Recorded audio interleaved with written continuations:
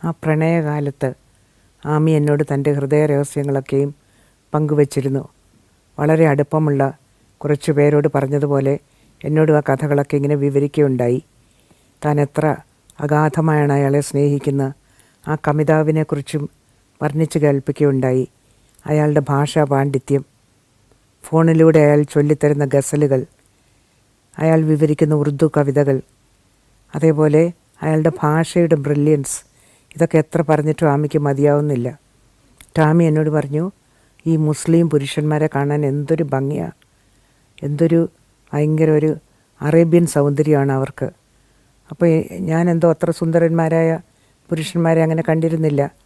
എൻ്റെ ദേശത്തൊക്കെ അത്രയ്ക്ക് സൂര്യ തേജസ്സൊന്നുമുള്ള ആളുകളെയൊന്നും ഉണ്ടായിരുന്നില്ല. അപ്പോൾ ഞാൻ പറഞ്ഞു, എനിക്ക് അത്രയ്ക്കങ്ങ് തോന്നുന്നില്ല. അപ്പോൾ പറഞ്ഞു, നീ വടക്കേ മലബാറിലേക്ക് നോക്കൂ, അവിടെയെല്ലാം ഇറാനിയൻ അറബ് പശ്ചാത്തലമുള്ള മുസ്ലിം ആളുകളാണുള്ളത്. അവർക്കൊരു ഭയങ്കര ഒരു ആര്യൻ ഫീച്ചേഴ്സൊക്കെയാണുള്ളത്. പ്രത്യേക ഒരു പേഴ്സണാലിറ്റിയാണ് അവരുടേതെന്നൊക്കെ ഇങ്ങനെ വർണ്ണിക്കുകയായിരുന്നു. പിന്നീട് തന്നെ തൻ്റെ പ്രണയഭാജനം വസതിയിലേക്ക് ക്ഷണിച്ചതും അവിടെ ഓരോ മുറിയിൽ ഒരു മുറി മുഴുവൻ റോസപ്പൂക്കൾ കൊണ്ട് അലങ്കരിച്ചിരുന്നു, മറ്റൊരു മുറി മുഴുവൻ അറേബ്യൻ സുഗന്ധദ്രവ്യങ്ങൾ, മറ്റൊരിടത്ത് മുഴുവൻ പലതരം നിശാഗന്ധി പോലെയുള്ള പുഷ്പങ്ങൾ, ഇന്ത്യയിലെ തന്നെയുള്ള രജനീഗന്ധ പോലെയൊക്കെയുള്ള നറുമണം മഗ്നോളിയ പൂക്കളും അതൊക്കെ കൊണ്ട് മൂന്നാമത്തെ മുറി. അങ്ങനെ സ്വപ്ന സദൃശ്യമായൊരു ലോകമാണ് അയാൾ ഒരുക്കി വെച്ചത്. അതിനുശേഷം അയാളുടെ വീട്ടിൽ നിന്ന് തൊട്ട് മുന്നിലുള്ള പുഴയിലേക്കുള്ള കരിങ്കൽ പടവുകൾ, ആ പടവുകൾക്ക് മീതെ ഒരു മുല്ലപ്പന്തൽ, എന്നിട്ട് ആ മുല്ലപ്പന്തലിൽ നിന്ന് പൂക്കൾ അടർന്ന് ഈ പുഴയിലേക്ക് വീഴുകയാണ്.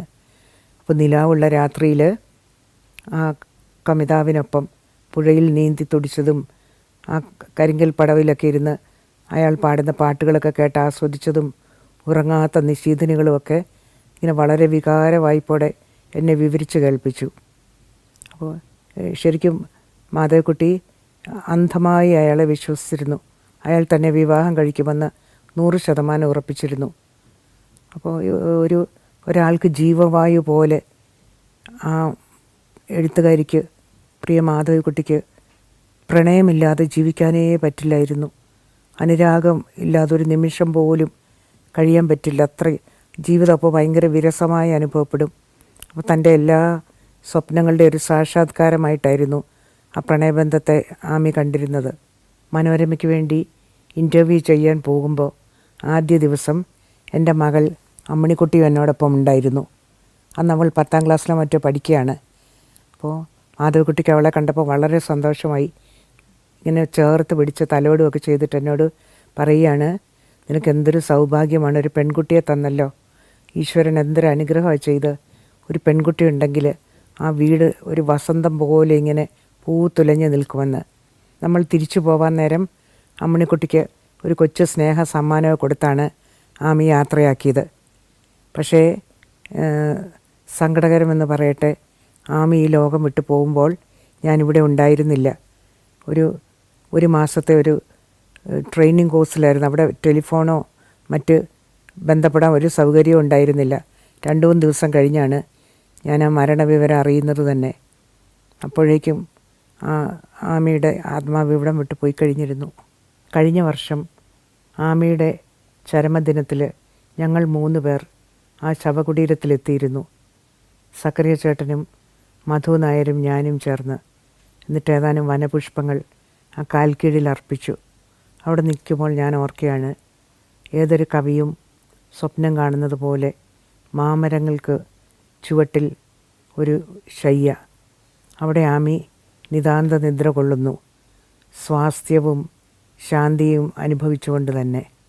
ഒരിക്കൽ ഞാൻ എൻ്റെ വീടിൻ്റെ പിന്നിലെ റബ്ബർ തോട്ടത്തിൽ ഇങ്ങനെ ഇരിക്കുകയായിരുന്നു, ഒരു പാറച്ചെരുവിൽ. അന്തിമയങ്ങുന്ന നേരമായി. അപ്പോൾ ഉച്ചഭാഷണിയിലൂടെ ഒരു പാട്ടിങ്ങനെ ഒഴുകി വരിക. അതീവ ശോകം നിറഞ്ഞ ശബ്ദം. അനുരാഗ നാടകത്തിന് അന്ത്യമാം രംഗം തീർന്നു. ഒരു തകർന്ന ഹൃദയവുമായി ഒരു യുവാവ് നിൽക്കുന്നതും സ്വപ്നങ്ങളുടെ പട്ടടത്തീക്ക് മുന്നിൽ ഹതാശനായി കഴിയുന്നതുമൊക്കെയായ ഒരു അതീവ സങ്കടം നിറഞ്ഞൊരു രംഗം. ആ ശബ്ദമാണെങ്കിൽ ശോകത്തിൻ്റെ പാരമ്യം, അത് ആ അന്തിമയക്കവും നിശ്ചലമായ പ്രകൃതിയും ഒക്കെ കൂടി അതീവ വ്യസനം നിറഞ്ഞൊരു അന്തരീക്ഷമായിരുന്നു എനിക്ക് അനുഭവപ്പെട്ടത്. അന്നാണ് ഞാൻ ഉദയഭാനു എന്ന ഗായകനെക്കുറിച്ച് കേൾക്കുന്നതും അറിയുന്നതും. അപ്പോൾ ഞാൻ എൻ്റെ അപ്പനൊക്കെ പാടുന്നവരായതുകൊണ്ട് അവരോടൊക്കെ ചോദിച്ച് അദ്ദേഹത്തിൻ്റെ മറ്റു പാട്ടുകളും കേട്ടു തുടങ്ങി. വെള്ളി നക്ഷത്രമേ നിന്നെ നോക്കി, അതേപോലെ താരമേ താരമേ നിന്നുടെ നാട്ടിലും തങ്കക്കിനാക്കളുണ്ടോ. അപ്പോൾ ആ ഒരു ഭയങ്കരമായ ഒരു മെലങ്കളിയ ആ പാട്ടിലിങ്ങനെ വിങ്ങി നിൽക്കുന്നൊരു അതീവ തീവ്ര ശോകം. അത് ഒരു വർണ്ണിക്കാൻ അതിന് വാക്കുകളില്ല. അതൊക്കെ കഴിഞ്ഞ് പിന്നീട് എത്രയോ വർഷങ്ങൾക്ക് ശേഷമാണ് ആ പാട്ടുകൾ പാടിയ ഗായകനെ നേരിൽ കാണുന്നത്. തിരുവനന്തപുരത്ത് ഞാനൊരു വിദ്യാർത്ഥിയായി താമസിക്കുന്ന കാലം, ഒരു ദിവസം നമ്മുടെ പാളയത്തെ ആ വാഗമരങ്ങൾ തണൽ തൂവുന്ന വഴിയിൽ ഇങ്ങനെ ഞാൻ നടക്കുകയാണ്. അപ്പോൾ എതിർവശത്തായി അതാ നടന്നു പോകുന്നു എൻ്റെ പ്രിയ ഗായകൻ KP ഉദയഭാനു. എൻ്റെ ഹൃദയം ആഹ്ലാദത്താൽ ഉന്മത്തമായി. ഞാൻ വേഗം റോഡൊക്കെ ക്രോസ് ചെയ്ത് ഓടിച്ചെന്നു. എന്നിട്ട് അദ്ദേഹം തെല്ലാം നമ്പരൊന്ന് പെട്ടെന്നുള്ള ഈ കടന്നു കയറ്റം. അപ്പോൾ ഞാൻ പറഞ്ഞു, ഞാൻ ചെറിയ കുട്ടിയായിരിക്കുമ്പോൾ തൊട്ടേ അങ്ങയെ ആരാധിക്കുന്നതാണ്. അപ്പോൾ അദ്ദേഹം ഒരു വിഷാദം പുരണ്ട മന്ദഹാസത്തോടു കൂടി എന്നെ പ്രത്യഭിവാദനം ചെയ്തു. അപ്പോൾ ആ രൂപം, ആ ചലനങ്ങൾ ഒക്കെയും ഖയാസിനെ പോലെയോ രമണനെ പോലെയോ ഒരു ദുഃഖിത കാമുകൻ്റെ എല്ലാ പരിവേഷങ്ങളോടും കൂടി ഒരു ശോകാന്ത നായകൻ്റെ യഥാർത്ഥ പരിവേഷം പോലെ തോന്നിയിരുന്നു. അപ്പോൾ അതൊരു നല്ല സൗഹൃദത്തിൻ്റെ തുടക്കമായിരുന്നു. പിന്നെ ഭാനുചേട്ടൻ പങ്കെടുക്കുന്ന എല്ലാ ഗാനമേളയ്ക്കും ഞാനൊരു സ്ഥിരം ശ്രോതാവായിരുന്നു. നമ്മുടെ ടാഗോർ തിയേറ്ററിലും നിശാഗന്ധിയിലും ഒക്കെ അവർക്ക് ഓൾഡീസ് ഗോൾഡ് എന്ന് പറഞ്ഞ നല്ലൊരു ട്രൂപ്പ് ഉണ്ടായിരുന്നു. ആമച്ചൽ രവിയും കല്ലറ ഗോപനും നസീമും ഒക്കെ ചേർന്ന യുവഗായകരും ഒക്കെ കൂടിയ ഒരു സംഘം. അവരാ പഴയ നാടകഗാനങ്ങൾ, പഴയ ബ്ലാക്ക് ആൻഡ് വൈറ്റ് കാലത്തെ ചലച്ചിത്ര ഗാനങ്ങളൊക്കെ വളരെ ആകർഷകമായി പുനരവതരിപ്പിച്ചിരുന്നു. പിന്നീട് അദ്ദേഹത്തിൻ്റെ ഉദയഭാനു ചേട്ടന് പ്രായവും ക്ഷീണമൊക്കെ ആയി ബെയിൻസ് കോമ്പൗണ്ടിനടുത്തുള്ള ഫ്ലാറ്റിൽ വിശ്രമിക്കുക. കൂടെ ഞാൻ കാണാൻ പോകുമായിരുന്നു. അമ്മയുണ്ടാക്കി തരുന്ന വീഞ്ഞും ബട്ടർ കേക്കും ഒക്കെയായി അവിടെ കുറേ നേരം സന്തോഷത്തോടെ ചിലവാക്കുമായിരുന്നു. അന്ന് അദ്ദേഹം പറഞ്ഞൊരു കഥയാണ്. അന്ന് ഇവരെല്ലാം ചെറുപ്പകാലം അച്ഛനമ്മമാരോടൊപ്പം സിംഗപ്പൂരിലായിരുന്നു. അവിടെയാണ് ജനിച്ചു വളർന്നത്. അപ്പോൾ കുറേ നാളിന് ശേഷം അമ്മ പെട്ടെന്നുണ്ടായ ഒരു അസുഖത്തെ തുടർന്ന് വലിയ പ്രായമാകാതെ ഈ കുട്ടികളൊക്കെ പൈതങ്ങളായിരിക്കെ തന്നെ മരണമടയുന്നു. അത് ഈ മക്കൾക്ക് വലിയൊരു ഷോക്കായിരുന്നു. അത്രയ്ക്ക് സ്നേഹവതിയായ, വളരെ കെയർ ചെയ്യുന്ന ഒരു അഫെക്ഷനേറ്റ് ആളായിരുന്നു ആ അമ്മ. പിന്നീട് കുറച്ച് കാലത്തിന് ശേഷം അവർ നാട്ടിലേക്ക് തിരിച്ചു പോരുന്നു. പക്ഷേ ഈ ഭാനുചേട്ടൻ്റെ മനസ്സിലെപ്പോഴും ഈ അമ്മയുടെ രൂപവും അമ്മയുടെ ശബ്ദമൊക്കെ ഇങ്ങനെ തങ്ങി നിന്നിരുന്നു. പിന്നീട് വർഷങ്ങൾ കടന്നുപോയി. അദ്ദേഹം അതിപ്രശസ്തനായ ഒരു ഗായകനായി തീർന്നു. ആ കാലത്ത് ഒരു ഗായക സംഘത്തോടൊപ്പം അദ്ദേഹം സിംഗപ്പൂർ സന്ദർശിക്കാനിടയായി. അപ്പോഴേക്കും ആ മഹാനഗരം വളരെയേറെ മാറിക്കഴിഞ്ഞിരുന്നു. തെരുവുകളും അവയുടെ രൂപങ്ങളും പഴയ വൃക്ഷങ്ങളും എല്ലാം മാറി മറിഞ്ഞു. വളരെ ശ്രമപ്പെട്ട് അദ്ദേഹം തൻ്റെ പഴയ വീട് കണ്ടുപിടിച്ചു. അവിടെ മറ്റാരോ താമസമാക്കിയിരുന്നു. എന്നിട്ടും അവരുടെ അനുവാദത്തോടെ ആ മുറികൾക്കുള്ളിലൊക്കെ ഇങ്ങനെ കയറി ഇറങ്ങി നടന്നു. തൻ്റെ അമ്മ സ്ഥിരമായി ഇരിക്കാറുണ്ടായിരുന്ന ഒരു മൂല, അവിടെ അദ്ദേഹം കുറേ നേരം ഇരുന്നു. അപ്പോൾ അമ്മയുടെ രൂപം തൻ്റെ കൺമുന്നിൽ പ്രത്യക്ഷപ്പെടുന്നത് പോലെ. അപ്പോൾ വളരെ ഹൃദയസ്പർശിയായിരുന്നു അദ്ദേഹം ആ മുറികളെ വിവരിക്കുന്നതും അമ്മയുടെ മണം ഇങ്ങനെ മനസ്സിലേക്ക് വന്നതും. നമുക്കൊരു ഫോട്ടോഗ്രാഫ് കാണും പോലെ വളരെ റിയലിസ്റ്റിക്കായിട്ട് ആ രംഗമൊക്കെ അദ്ദേഹം വിവരിക്കുകയായിരുന്നു. അദ്ദേഹത്തിൻ്റെ മരണം വരേക്കും ആ സൗഹൃദം തുടർന്നു. ഭാനുചേട്ടനെ കാണാനും പരിചയപ്പെടാനും ആ സൗഹൃദ വലയത്തിൽപ്പെടാനും ഒക്കെ സാധിച്ചത് വലിയൊരു സൗഭാഗ്യമായി ഞാൻ കരുതുന്നു.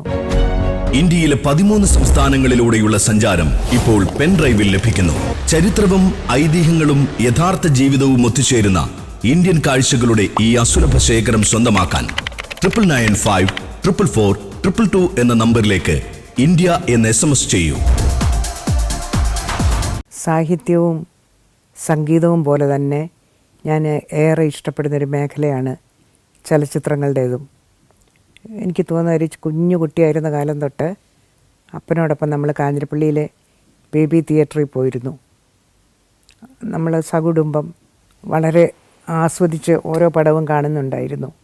അതിനുശേഷം എനിക്കൊരു 5 വയസ്സൊക്കെ ഉള്ളപ്പോഴാണ് ഞങ്ങളുടെ പാറത്തോട്ടിൽ ആദ്യമായി ഒരു തിയേറ്റർ വരുന്നത്. പനയോല മേഞ്ഞ ഒരു സിനിമാ കൊട്ടക. അപ്പൻ്റെ ബന്ധുവായ അങ്ങേ വീട്ടിൽ വക്കച്ചൻ്റേതായിരുന്നു ആ തിയേറ്റർ. നിലത്ത് മണലൊക്കെ വിരിച്ച് വളരെ വൃത്തിയോടുകൂടി സജ്ജമാക്കിയ ഒരു പ്രദർശനശാലയായിരുന്നു അത്. പിന്നിൽ ഒരു ഉയർന്ന തിട്ടമേൽ 2 വരി ചാരുകസേരകൾ, അതായിരുന്നു ബാൽക്കണി. ആ ചാരുകസേരമേൽ ഇരിപ്പുറപ്പിച്ചാൽ നമുക്ക് അവിടുന്ന് എഴുന്നേക്കാൻ 2 പേരുടെ സഹായം വേണം. അങ്ങനെ ഒരു അഗാധമായ ഇരിപ്പായിരുന്നു അത്. അത് കഴിഞ്ഞിട്ട് ഇങ്ങനെ മടക്കി വെക്കാവുന്ന അശോക ചെയർ, അത് കഴിഞ്ഞ് ബെഞ്ച്, ഏറ്റവും മുന്നിൽ തറ. അങ്ങനെയായിരുന്നു അതിൻ്റെ സംവിധാനം. അപ്പോൾ അന്നേക്ക് റിലീസായി 10-20 കൊല്ലമായ പടങ്ങളൊക്കെയാണ്, 10-25-30 കൊല്ലമൊക്കെ ആയ പടങ്ങളാണ് അവിടെ കാണിച്ചിരുന്നത്. കുറച്ചൊക്കെ റീല് പൊട്ടിയും ഇടയ്ക്കിടെ ഡിസ്കണ്ടിന്യൂ ചെയ്തുമൊക്കെ ആയിരുന്നു അത് കാണാൻ പറ്റുന്നത്. എങ്കിലും ഞങ്ങൾക്ക് മുഷിഞ്ഞില്ല. ഇപ്പോൾ നീലി സാലി, നായര് പിടിച്ച പുലിവാല്, കണ്ടം വെച്ച കോട്ട്, ക്രിസ്മസ് രാത്രി, അങ്ങനെ പണ്ടത്തെ ബ്ലാക്ക് ആൻഡ് വൈറ്റുകൾ. അപ്പോൾ ഞങ്ങൾ വളരെ കൗതുകത്തോടു കൂടി തന്നെ അതൊക്കെ കണ്ടിരുന്നു. പാറത്തോട് നിവാസികൾക്കൊക്കെ വലിയൊരു പ്രിവിലേജ് പോലെയായിരുന്നു അങ്ങനെ ഒരു തിയേറ്റർ വന്നത്. ഞങ്ങൾ 2 പേര് സ്ഥിരം കാണികളുണ്ടായിരുന്നു. ഒന്ന് ഞാനും എൻ്റെ നേരെ മൂത്ത ആളായ സണ്ണിച്ചേട്ടനും. അപ്പോൾ ഞങ്ങൾക്ക് അങ്ങനെ കാര്യമായിട്ട് പഠിക്കാനൊന്നുമില്ല, ചെറിയ ക്ലാസ്സുകളാണ്. അപ്പോൾ ആഴ്ചയിൽ 2 പ്രാവശ്യമെങ്കിലും ഞങ്ങളവിടെ സിനിമ കാണാൻ പോകും. നടന്നു പോകാനേ ദൂരമുള്ളൂ. ഞങ്ങൾക്ക് പ്രവേശനം സൗജന്യമായിരുന്നു. കാരണം ഈ വക്കച്ചാപ്പൻ്റെയും കുടുംബത്തിൻ്റെയും ദന്തപരിപാലനം അപ്പൻ്റെ വകയായിരുന്നു. അതും അപ്പൻ സൗജന്യമായി ചെയ്തു കൊടുത്തുകൊണ്ടിരുന്നു. ബാട്ടൺ ഇക്കോണമി പോലെ ഞങ്ങളിത് ടിക്കറ്റൊന്നും എടുക്കാതെ കാണുകയായിരുന്നു പതിവ്. അപ്പം ഞങ്ങൾക്ക് കൂട്ടായി വരുന്നത് നമ്മുടെ പഴയ അമ്പമത്തായിയാണ്. അമ്പമത്തായി മന്ദബുദ്ധിയെങ്കിലും സിനിമകളൊക്കെ വലിയ ഇഷ്ടമായിരുന്നു ആളിന്. അപ്പോൾ പതിവായി കൊടുക്കുന്ന ഒരു ചുട്ടിത്തോർത്തും തലയിലൊരു തൊപ്പിപ്പാളയൊക്കെ ആണെങ്കിലും ഈ സിനിമ കാണാൻ വരുമ്പോൾ അമ്പ നേരത്തെ പോയി കുളിച്ച് ഒരു വെള്ള ഒറ്റമുണ്ടും ഒരു വെള്ള ഷർട്ടും ഇട്ട് ഒരു തവളിലൊരു തോർത്തൊക്കെ ആയിട്ടാണ് വരിക, ഒരു സുമുഖനായിട്ട്. എന്നിട്ട് അമ്പയ്ക്ക ബാൽക്കണി മിക്കവാറും ഒഴിഞ്ഞു കിടക്കും, ആരും ഉണ്ടാവില്ല. അമ്പയ്ക്ക കസേരയിലിരിക്കാൻ ഇഷ്ടമില്ല. അതിന് താഴെ ഒരു തൂണിൽ ചാരി കാല് നീട്ടിയാണ് ആളിൻ്റെ ഇരിപ്പ്. ഇടയ്ക്കിടയ്ക്ക് ഇങ്ങനെ ബീഡി വലിച്ചുകൊണ്ടിരിക്കും. അപ്പോൾ അതൊന്നും ആരും അങ്ങനെ അമ്പയായതുകൊണ്ട് ആരും ഒന്നും വലിയ കാര്യമായിട്ട് എടുക്കാറില്ല. അമ്പയെപ്പോലെ ഇത്ര ആത്മാർത്ഥതയുള്ളൊരു ആസ്വാദകനെ ഞാൻ ഇന്ന് വരെ കണ്ടിട്ടില്ല. അത്രയ്ക്ക് ലയിച്ചായിരുന്നു അമ്പ സിനിമ കണ്ടുകൊണ്ടിരുന്നത്. അപ്പോൾ കൊഞ്ചും ചിലങ്കയിൽ തീ തുപ്പുന്ന വ്യാളികളെ കാണിക്കും. അവരിങ്ങനെ ആർത്ത് തീയൊക്കെ തുപ്പി വരുമ്പോൾ അമ്പ പേടിച്ച് നിലവിളിക്കും.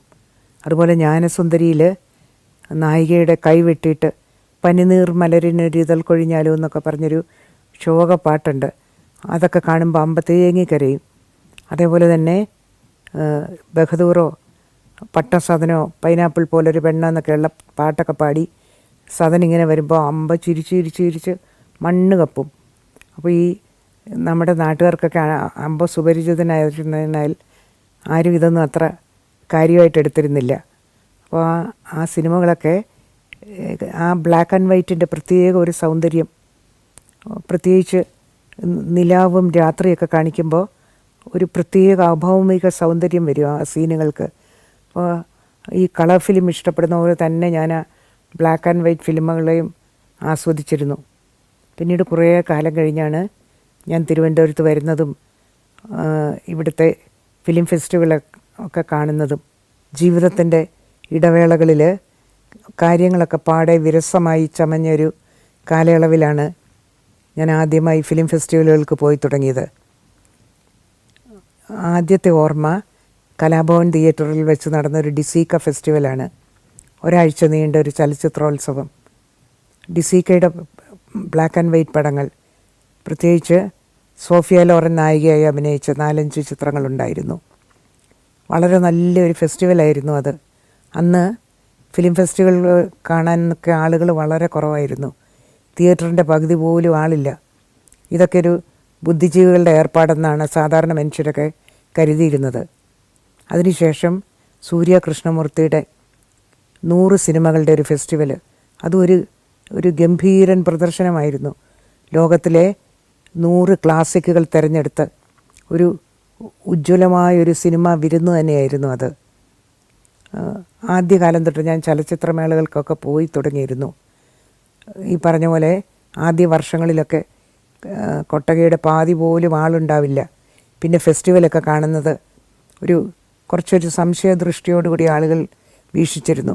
കുറച്ച് ചിത്രങ്ങളൊക്കെയാണ് ഇതിന് വരുന്നതെന്നും അത്തരം താല്പര്യമുള്ളവരാണ് ഈ കാണികളെന്നൊക്കെ അങ്ങനെയും ഒരു തെറ്റിദ്ധാരണ. അപ്പോൾ സ്ത്രീകളൊക്കെ വളരെ കുറവായിരുന്നു. ഞാൻ തിരിഞ്ഞു നോക്കുമ്പോൾ അന്ന് കണ്ട ആ സിനിമകൾ, അതൊക്കെ എൻ്റെ മനസ്സിൽ ഒരുപാട് നവലോകങ്ങൾ ഇങ്ങനെ തുറന്നു തന്നു. മനസ്സ് പുതിയ ചക്രവാളങ്ങളിലേക്ക് ഇങ്ങനെ വ്യാപരിച്ചു. ഏതൊക്കെ ഭാഷകൾ, ഏതൊക്കെ സംസ്കാരങ്ങൾ, ഏതെല്ലാം വ്യത്യസ്ത ദേശങ്ങൾ, ടെറൈനുകൾ, അതൊക്കെ ഓരോന്നും ഓരോ അനുഭവമായിരുന്നു. ഞാൻ പേരെടുത്ത് പറയുന്നില്ലെങ്കിലും ഈ ഫെസ്റ്റിവലുകൾ വഴി ലോകത്തിൻ്റെ എല്ലാ ഭാഗത്തു നിന്നുള്ള ആചാര്യന്മാരുടെ ചിത്രങ്ങൾ നമ്മളിലേക്ക് വന്നു. ഒരുപാട് പ്രസിദ്ധരായ സിനിമാ സംവിധായകരെ നമുക്ക് പരിചയപ്പെടാൻ കഴിഞ്ഞു. ഇത്തരുണത്തിൽ എനിക്കുണ്ടായ മറ്റൊരു അപൂർവ ഭാഗ്യം എന്ന് പറഞ്ഞുകൊള്ളട്ടെ, അത് കുമാർ സാഹ്നിയുമായുള്ള കൂടിക്കാഴ്ചയായിരുന്നു. അദ്ദേഹം ആ കാലത്ത് എം ഗോവിന്ദൻ്റെ സർപ്പം ഒരു സിനിമയാക്കാനുള്ള സംരംഭത്തിലായിരുന്നു. അതിനുവേണ്ട എല്ലാ റിസർച്ച് വർക്കുകളൊക്കെ ഇങ്ങനെ നടത്തിക്കൊണ്ടിരിക്കുന്നു. ഏഷ്യാനെറ്റിലെ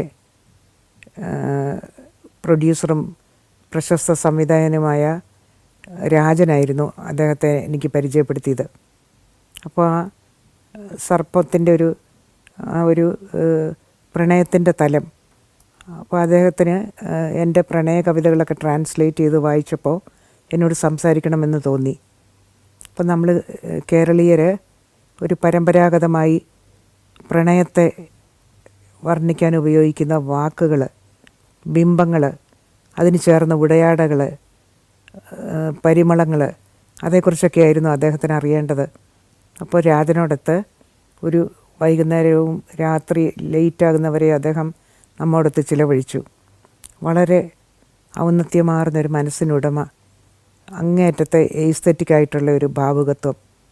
അപ്പോൾ നമ്മോടൊത്ത് അദ്ദേഹം അത്താഴം കഴിക്കുകയും PTP നഗറിലെ നമ്മളുടെ വസതിയിൽ വളരെ അമൂല്യമായ ഏതാനും മണിക്കൂറുകൾ അതീവ സബ്ലൈമായ അദ്ദേഹത്തിൻ്റെ കൽപ്പനകളും ആശയങ്ങളും അതൊക്കെ കേട്ട് ചിലവഴിച്ച ആ ഒരു സായാഹ്നവും ആ നിശാവേളയും ഒക്കെ മനസ്സിലിങ്ങനെ പതിഞ്ഞു കിടപ്പുണ്ട്.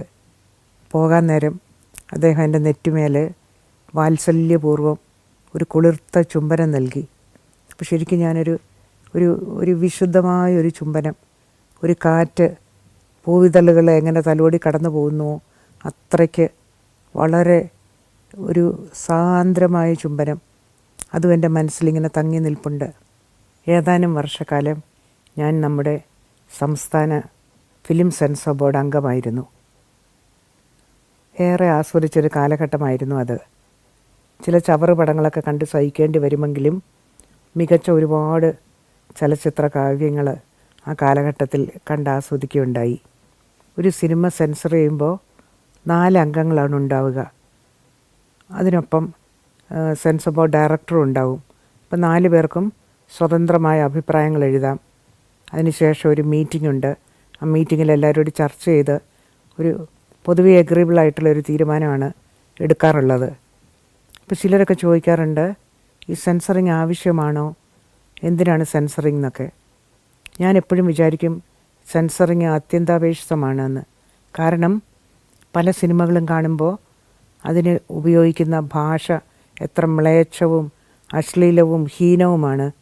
ഒട്ടും ഒരു വിധത്തിലും ആർക്കും ഒരു ഗുണവും ചെയ്യാത്ത, ഒരു പേർപ്പസ് സെർവ് ചെയ്യാത്ത വ്യർത്ഥ പദങ്ങളുടെ ഒരു ഘോഷയാത്ര. അതേപോലെ ചില രംഗങ്ങൾ അത് സിനിമയുടെ ആ ഒരു കഥാഗതിക്ക് ആവശ്യമെങ്കിൽ അതൊക്കെ ചേർക്കുന്നേ കുഴപ്പമില്ല. പക്ഷേ ഇത് പൊർണോഗ്രഫിക്ക് വേണ്ടി മാത്രം കുത്തിച്ചെലുത്തുന്ന ചില രംഗങ്ങൾ, അതൊക്കെ ഒഴിവാക്കുകയേ പറ്റൂ എന്ന് ഞാൻ വിശ്വസിക്കുകയാണ്.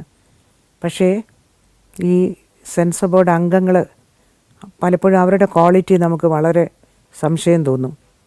കലയോ സാഹിത്യമോ സംസ്കാരമോ സിനിമയോ അതിനെക്കുറിച്ചൊന്നും യാതൊരു പ്രാഥമിക വിവരം പോലും ഇല്ലാത്ത കുറേ മെമ്പർമാർ മിക്കപ്പോഴും കടന്നു വരാറുണ്ട്. അപ്പോൾ ഭരിക്കുന്ന പാർട്ടിയുടെ ആളുകൾ, അവർ ശുപാർശ ചെയ്യുന്ന ഓരോ വ്യക്തികൾ, അവരൊക്കെ പ്രത്യേകിച്ച് ഈ മേഖലയെക്കുറിച്ച് യാതൊരു വിവരവും ഉണ്ടാവില്ല. അപ്പോൾ ഒരു ചെറിയ ഒരു പ്രകോപനപരമായ രംഗം വന്നാൽ അപ്പോൾ അത് കട്ട് ചെയ്യണമെന്നും ഇത് ഒഴിവാക്കണമെന്നൊക്കെ പറഞ്ഞ് തീരെ ഒരു ലോജിക്കില്ലാതെ ചില നിർദ്ദേശങ്ങളൊക്കെ കൊടുക്കാറുണ്ട്. ഈ സിനിമയെന്ന് പറയുന്നത് വളരെ ഗൗരവമേറിയൊരു മാധ്യമമാണ്, ഒരുപാട് പേരെ സ്വാധീനിക്കുന്ന ഒരു കലാരൂപം.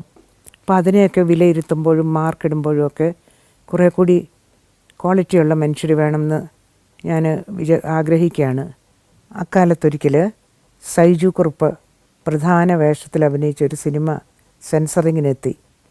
അതിനകത്ത് കുറച്ച് വയലൻ്റ് ആയിട്ടുള്ള രംഗങ്ങളുണ്ടായിരുന്നു.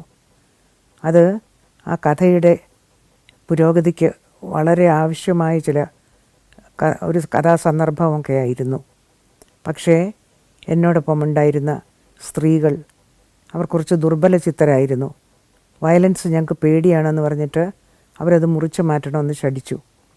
അപ്പോൾ നവാഗതരായ 2 ചെറുപ്പക്കാരായിരുന്നു അതിൻ്റെ സംവിധായകർ. അപ്പോൾ അവർ വളരെയേറെ കാത്തിരുന്നും ശ്രമപ്പെട്ടുമൊക്കെ സംവിധാനം ചെയ്തൊരു ചിത്രമാണ്. വളരെ നല്ല രീതിയിൽ പൂർത്തീകരിച്ചിരുന്നു. പക്ഷേ ഇവരുടെ പിടിവാശി ഒരു വിട്ടുവീഴ്ചയില്ലാത്തൊരു പിടിവാശിയായിരുന്നു. ഞങ്ങൾ 4 പേരിൽ ഞാൻ മാത്രമായിരുന്നു ആ സിനിമയെ സപ്പോർട്ട് ചെയ്യാനുണ്ടായിരുന്നത്. ആ സംവിധായകർ എത്ര ക്ഷമയോടെ വിവരിച്ചിട്ടും മറ്റു 3 പേരും അത് ചെവിക്കൊള്ളാനേ തയ്യാറായില്ല. ഈ തരള മനസ്കരുടെ നിർബന്ധം മൂലം ആ സിനിമയുടെ കാതലായ പല ഭാഗങ്ങളും മുറിച്ചു മാറ്റിയ ശേഷമാണ് പ്രദർശനത്തിന് എത്തിയത്. എനിക്ക് വളരെ ഖേദകരമായി തോന്നിയ ആ അവസ്ഥ. ഒരു കൊല്ലമൊക്കെ കഴിഞ്ഞ് വിദ്യ സുഖമില്ലാതെ ഇങ്ങനെ ഇരിക്കുകയാണെന്നറിഞ്ഞ് ഞാൻ കാണാൻ ആഗ്രഹിച്ചു. അപ്പോൾ വിളിച്ചപ്പോൾ വിദ്യ പറഞ്ഞു, റോസ് ഗണേശനെ വിളിക്കൂ, ഇവിടെ ഞാൻ കുറച്ച് വാച്ച്മാനെയൊക്കെ നിർത്തിയേക്കാണ്. ഈ വിവരം കേട്ടറിഞ്ഞ പത്രക്കാരൊക്കെ ഇങ്ങനെ എന്നെ കാണാൻ കാത്തിരിക്കുക, എൻ്റെ ഇൻ്റർവ്യൂ എടുക്കാനും എൻ്റെ ക്യാൻസറിനെ കുറിച്ചൊക്കെ വാർത്തകൾ കൊടുക്കാനും എനിക്കിഷ്ടമേ ഇല്ലത്. അതുകൊണ്ട് ഞാൻ ഗണേശനോട് ശട്ടം കെട്ടിയിരിക്കുകയാണ്, ആരെയും വിടരുതെന്ന്. അപ്പോൾ ഗണേശനെ വിളിച്ചാൽ മതി എന്ന് പറഞ്ഞു.